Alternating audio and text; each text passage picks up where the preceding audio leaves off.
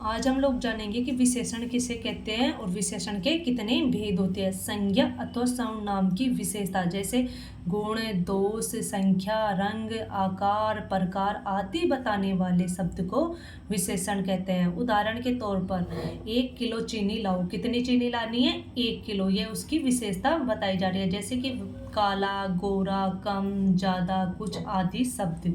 उदाहरण के तौर पे ले लो, जैसे सफेद गाय कम दूध देती है। गाय का कौन सा रंग है? सफेद। वो क्या देती है? कम दूध देती है। ये उसके दोष है। ठीक उसी प्रकार प्रतिभाशाली बच्चे की सराहना होती है। किसकी सराहना हो रही है? प्रतिभाशाली बच्चे की। ये उसके गुण है। कुछ लोग सो रहे हैं, ये एक अनिश्चितता है, निश्चित नहीं है। ठीक उसी प्रकार मेरी कक्षा में 20 विद्यार्थी है। कितने विद्यार्थी है? 20। ये उसकी संख्या बताई जा रही है। विशेष्य जिस संज्ञा या सर्वनाम शब्द की विशेषता प्रकट की जाती है उसे विशेष्य कहते हैं। जैसे चीनी। चीनी क्या है? एक विशेष्य शब्द है। और 1 किलो चीनी लाओ। 1 किलो क्या है? विशेषण। ठीक उसी प्रकार चीनी क्या है? विशेष्य। गाय कम दूध देती है। बच्चे प्रतिभाशाली उसी प्रकार बच्चे क्या है? विशेष्य।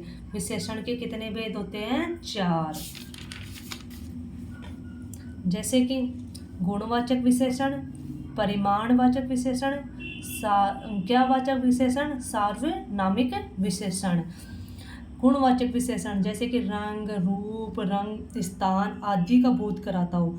जैसे किसी के गुण बोधक है, जैसे अच्छा, भला, श्रेष्ठ, नर्म, सुशील, ये उसकी एक गुण है।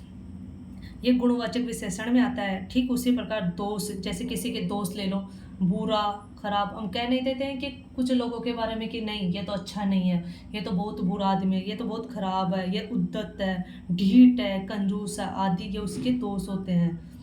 ठीक उसी प्रकार रंग बोधक ले लो, जैसे किसी इंसान का, व्यक्ति का रूप रंग ले लो। जैसे किसी का बता देते हैं कि ये तो गोरा है, ये काला है, ये नीला है, ये पीला है। ठीक उसी प्रकार जैसे किसी सब्जियों में देख लो, कुछ नीले कलर के होते हैं, कुछ पीले कलर के होते हैं, कुछ जामुनी कलर के होते हैं, कुछ बैंगनी कलर के होते हैं। वैसे ही काल बोधक में ले लो, जैसे कुछ पुराना, प्राचीन, प्रागैतिहासिक, नवीन, नूतन, क्षणिक, दैनिक, कई मासिक। उसी तरह स्थान बोधक पर ले लो, जैसे अमरोई, लुधियानवी, जालंधरी, जयपुरी, लाहौरी। कई स्थान होते हैं, जैसे गंधक बोधक पे ले लो, खुशबूदार। हम कहेंगे यार यहाँ से तो कितनी अच्छी खुशबू आ रही है। ठीक उसी प्रकार हम कहीं दूसरी जगह जाएंगे जहाँ पे जैसे कीचड़ हो, तो हम लोग कहेंगे यार यहाँ पे कितनी बुरी स्मेल आ रही है।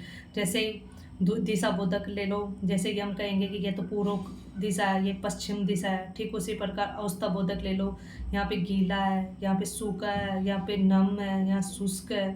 आयु बोधक ले लो, यहाँ पे जैसे कोई व्यक्ति बूढ़ा है, कोई युवा है, कोई किशोर है। दशा बोधक ले लो, जैसे हम कहेंगे कि ये कोई आदमी स्वस्थ होता है, कोई निरोगी रहता है, कोई बेचारा रोगी होता है, कोई बिगड़ा हुआ रहता है। जैसे किसी का आकार ले लो, जैसे कोई आदमी मोटा है, ठिंगना है, लंबा है, त्रिकोण है, चौकोर है, अंडाकार है। स्पर्श बोधक ले लो, किसी के जैसे कहेंगे कि ये तो कठोर है, कोमल है, मुलायम है। ठीक उसी प्रकार ये गुणवाचक विशेषण की विशेषता होती है। उसी प्रकार देख लो परिमाणवाचक विशेषण।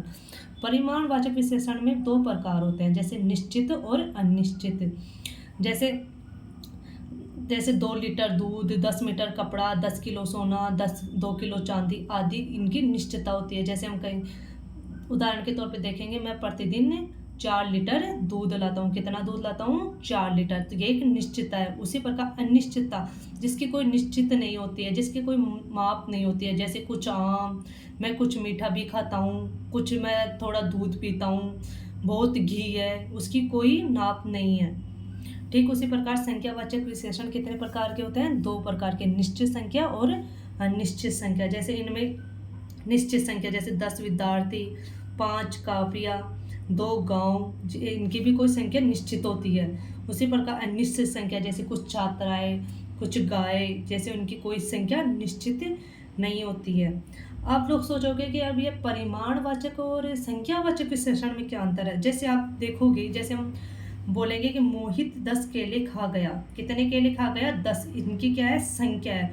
उसी प्रकार देखेंगे कि मोहित 10 किलो दूध पी गया। तो हम केलों को तो मतलब संख्या है, वैसे किलो, किलो को हम क्या संख्या में थोड़ी वो कर सकते हैं, किलो को हम माप सकते हैं, जिनको हम माप सकते हैं वो एक परिमाणवाचक होते हैं, और जिनकी हम संख्या कर सकते हैं वो एक संख्यावाचक है। उसी प्रकार मैंने अधिक सेब खा लिए, कितने सेब खा लिए, मैंने अधिक सेब, सेब एक मतलब तोला जा सकता है, कितने, जैसे 1 किलो 2 किलो, उसी प्रकार कुछ दूध मेरे लिए भी छोड़ देना, जैसे कुछ दूध, जैसे मतलब सेब के बारे में तो हम कह सकते हैं 1 सेब खाया, 2 सेब खाया, 3 सेब खाया, तो उनको संख्यावाचक होता है। और कुछ दूध मेरे लिए भी छोड़ देना, दूध को माप के पी सकते हैं, ऐसे नहीं है कि मतलब जैसे 1 दूध पी लिया, 2 दूध पी लिया, ऐसे नहीं कर सकते।